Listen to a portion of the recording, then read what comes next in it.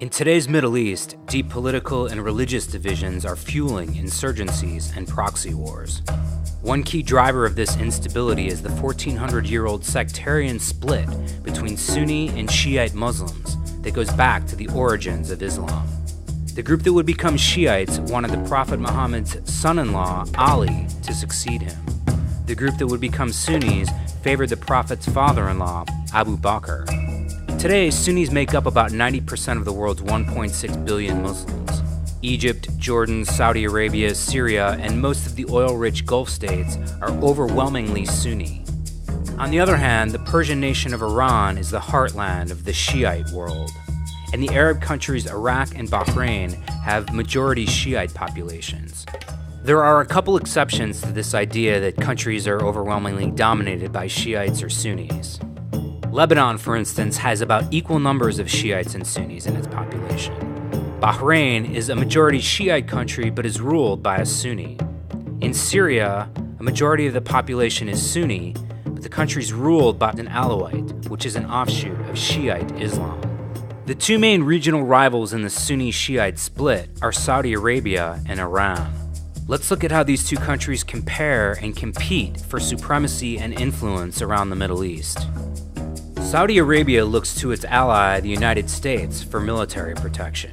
Iran, on the other hand, has a large military and intelligence service of its own and is often active on foreign soil. Saudi Arabia is ruled by a king, whereas Iran is ruled by a cleric. Both countries vie for influence through the use of proxies. Saudi Arabia typically backs Sunni leaders as well as rebels fighting against Shiite interests.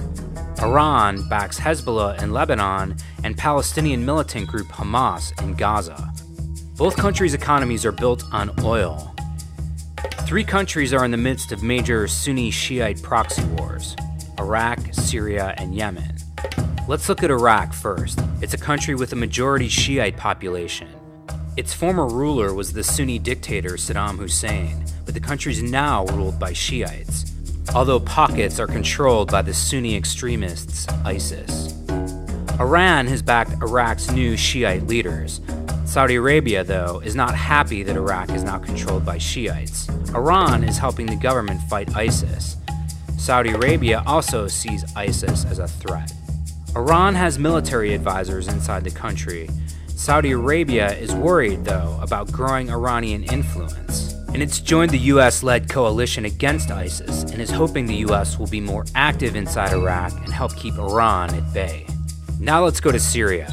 The country has a majority Sunni population, but it's ruled by Bashar al-Assad, who's an Alawite, which is an offshoot of Shiite Islam.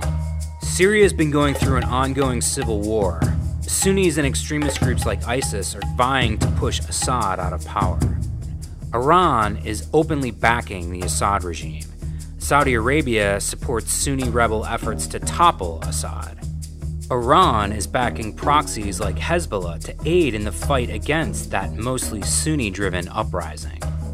The situation is equally complicated in Yemen.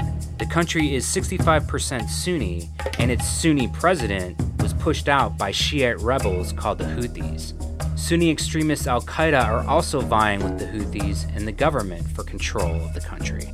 Iran is backing the Houthis in its efforts to control the country, but Saudi Arabia, along with other Sunni nations, is launching airstrikes against the Houthis to prevent them from taking over. Iran, not surprisingly, is highly critical of those military strikes, but Saudi Arabia wants to make sure that Yemen, which is right on its border, is ultimately and securely ruled by a Sunni.